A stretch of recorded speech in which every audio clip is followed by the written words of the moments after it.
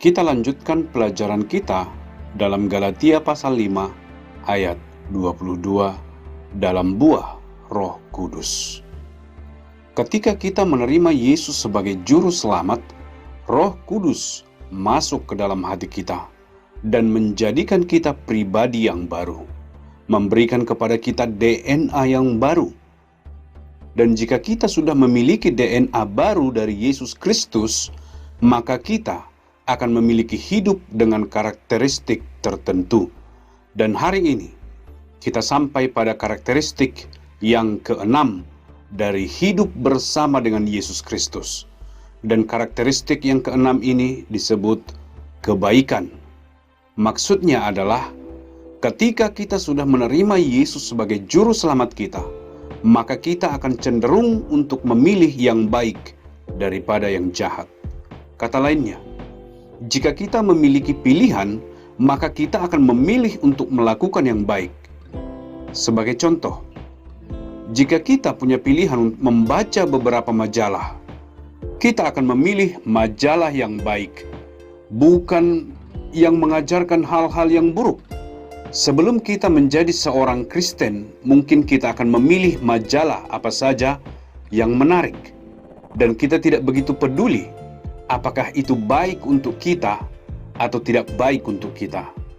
Tetapi setelah kita menjadi orang Kristen, kita akan memilih hal-hal yang kita ketahui baik untuk kita. Baik untuk menjadikan kita orang-orang yang lebih baik. Mungkin juga kalau kita harus memilih makanan sebagai contoh, sebelum kita menjadi orang Kristen, kita makan apa saja yang kita inginkan. Kita tidak begitu peduli apakah itu bagus untuk kesehatan kita atau tidak.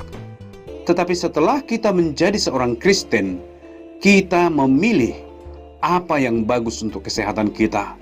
Karena kita tahu bahwa tubuh kita ini adalah bait Roh Kudus. Hal ini mungkin juga mengenai pekerjaan. Sebelumnya, kita bisa mengambil pekerjaan apa saja yang memberikan kita gengsi, gaji yang tinggi.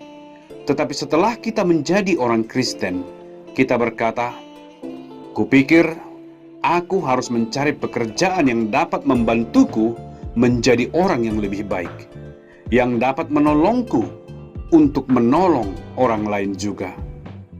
Jadi kita akan cenderung untuk memilih hal yang baik daripada hal yang mudah, yang bagus, atau hal yang memberikan kita kesenangan. Jadi jika Anda sungguh seorang Kristen, Anda akan melihat pilihan Anda akan sedikit berbeda, perlahan-lahan berubah dari hari ke hari. Dan setelah beberapa lama Anda akan cenderung memilih untuk melakukan apa yang baik. Mungkin juga sesuatu untuk orang lain. Di masa yang lalu Anda sering mengatakan lelucon yang tidak bagus, atau mungkin mengatakan sesuatu tentang orang lain yang tidak benar.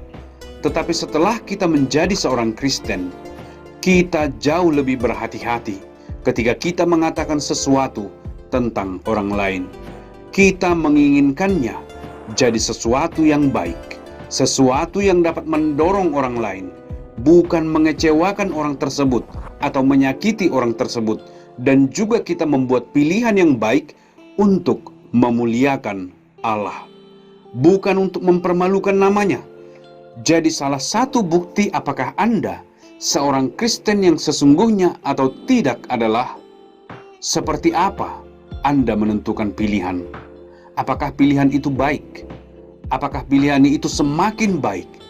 Atau pilihan Anda masih sama, tidak ada perbedaannya dari orang lain yang tidak mengenal Yesus Kristus.